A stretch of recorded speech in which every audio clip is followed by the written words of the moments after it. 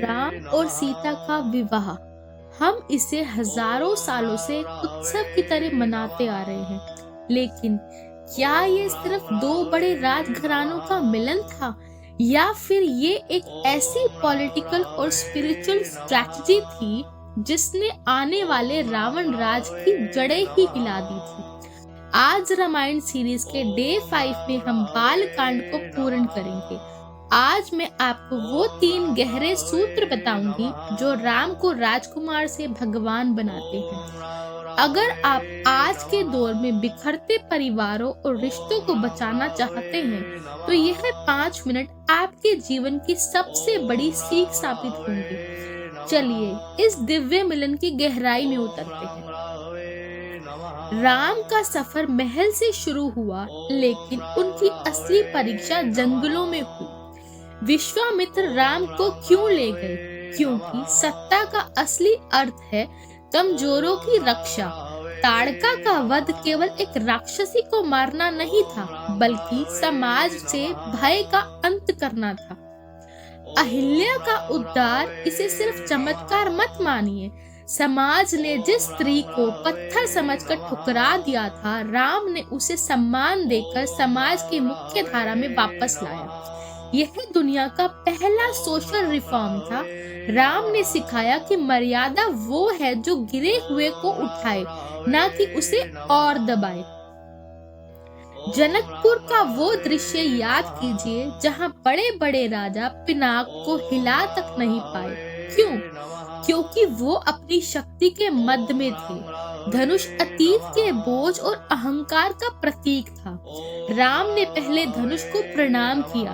जो झुकना जानता है वही बड़ी जिम्मेदारी उठाने के काबिल होता है। राम ने जैसे ही उसे उठाया, वह बीच से टूट गया। इसका गहरा अर्थ है, राम ने 2 राज्यों के बीच के अहंकार को तोड़कर प्रेम का सेतु बनाया। शक्ति जब विनय से मिलती है, तभी मर्यादा का जन्म होता है। जनकपुर में 4 विवाह हुए और इसके पीछे एक अद्भुत मनोवैज्ञानिक सूत्र छिपा है। इसे ध्यान से सुनिएगा। राम और सीता, धर्म और शक्ति का मिलन। लक्ष्मण और उर्मिला, एकाग्रता और त्याग का संगम। भरत और मांडवी, विवेक और शांति का प्रतीक। शत्रुघ्न और श्रुतकीर्ति, साहस और यश का मेल। ये चारों भाई और बहनें मिलकर एक पूर्ण इकाई बनते हैं। आज के भाई संपत्ति के लिए लड़ते हैं, लेकिन राम के भाइयों ने कसम खाई थी, जो सुख राम को नहीं मिलेगा वो हमें भी स्वीकार नहीं। परिवार कागजों से नहीं, त्याग से बनता है। विवाह के समय राजा जनक ने एक शब्द कहा, सह धर्मचरी। उन्होंने दासी या सिर्फ पत्नी नहीं कहा।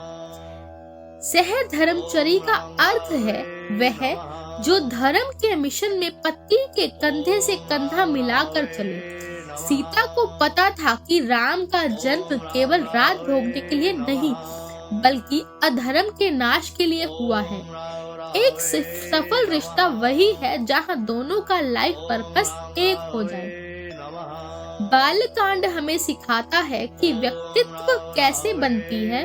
राम ने बचपन में शिक्षा ली, गुरु की आज्ञा मानी, समाज के उपेक्षित वर्ग को गले लगाया और खुद को योग्य सिद्ध किया।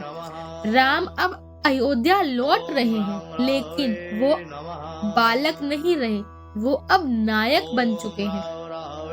बालकांड की यह यात्रा हमें राम के जीवन के सबसे सुखद पड़ाव पर ले आई है। लेकिन याद रखिए, असली फिल्म तो अभी शुरू होनी है।